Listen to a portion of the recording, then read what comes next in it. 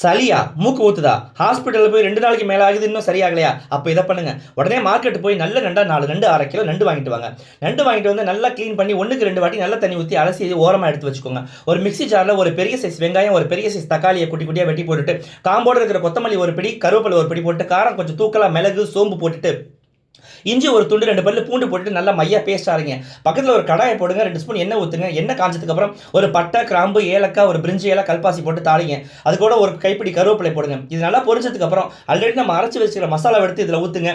இதுல 1 ஸ்பூன் மிளகாத்தூள், 1 ஸ்பூன் மல்லித்தூள், கொஞ்சோண்டு தேவைக்கு ஏத்த கரம் மசாலா, சுவைக்கு ஏத்த மாதிரி கொஞ்சோண்டு உப்பு போட்டு நல்லா கலந்து விடுங்க. இப்போ நம்ம ஓரமா எடுத்து க்ளீன் பண்ணி கட் பண்ணி வச்சிருக்கிற நண்டையும் எடுத்து இந்த கொதிக்கிற மசாலால போடுங்க.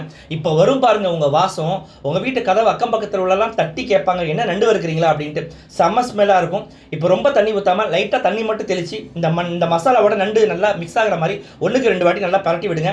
நல்லா கொதிச்சோன்னா ஒரு 1/2 டம்ளர் தண்ணி மட்டும் ஊற்றி மூடி போட்டு ஒரு 10 நிமிஷம் நல்லா குக் பண்ணுங்க. இந்த நண்டில் உள்ள எல்லா ஜூஸும் அந்த மசாலாவில் இறங்கி, மசாலாவில் உள்ள காரம் எல்லாம் நண்டில் இறங்கி சூப்பராக கம ரெடி ஆகும். நல்லா சுட சுட சாதம் வடித்து நல்லா ரசத்துக்கு இது தொட்டுக்கிட்டு சாப்பிடுங்க. இல்லை சாதத்தில் இந்த மசாலாவே போட்டுட்டு சாப்பிடுங்க. பிடிச்ச சளியெல்லாம் எங்கே போகுதுன்னே தெரியாது. மேலே கொத்தமல்லி தூவி சாப்பிட்டுட்டு உங்கள் சளியை விரட்டிட்டு ஜம்முன்னு உட்காந்து மூச்சு விடுங்க.